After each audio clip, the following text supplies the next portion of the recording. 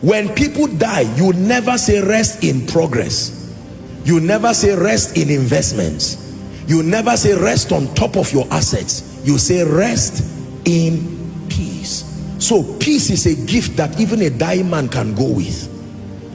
Nobody can carry his land out of the earth.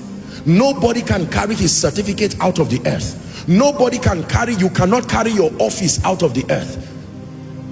No matter how beautiful, how handsome, a few hours after death and the person is deshaped in a way beyond recognition. Days after, decay sets in, and that's the end of it. All that is left after a long time is the skeletal frame of that person. All the beauty and all the glamour fades literally. From dust thou art, and to dust thou shalt return. But let me tell you three things that you can take out of this life. You cannot take land. Therefore, don't let land replace your relationship with God. Don't let land replace your peace and your fulfillment. All these three things I am mentioning, you can take them out of this earth. Number one, your relationship with Jesus can be transported beyond this realm. That will be the basis of your being with him when all is said and done. Number two is your peace. Can I tell you, if you even live without peace, it already suggests to you where you are going to. Am I right on that? Yes, sir. Because Jesus is called the Prince of Peace. There are people who do not care whether they have peace. Listen, I say this as I wrap up, and I say this with every sense of humility and responsibility. I have met very wealthy people who have lost peace for money.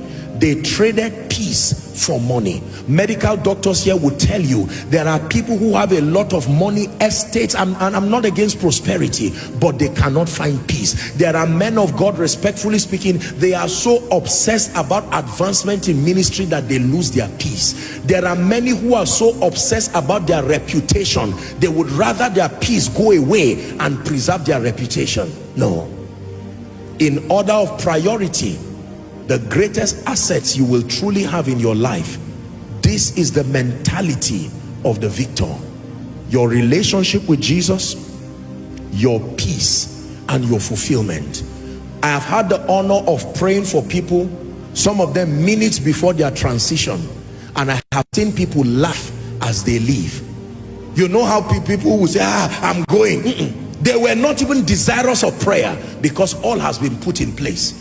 They put everything in place, their will. They lived useful lives. Some of them have had the honor of having their children around them.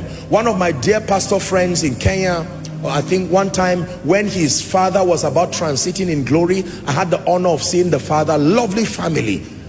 That man, even in his old age and in his health state, he still went to church. And when it was his final moments, the family members gathered around him like this. What a beautiful way to transit. Gathered, they sang hymns, they sang songs, they did everything. And then the wife went into the kitchen, their mother, and when she came out, he smiled at her one last time and transited to heaven.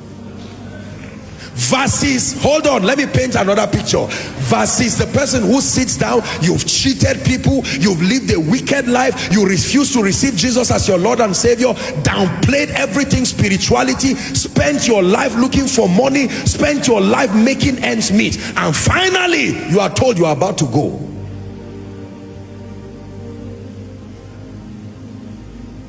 I present to you two people at the end of their lives.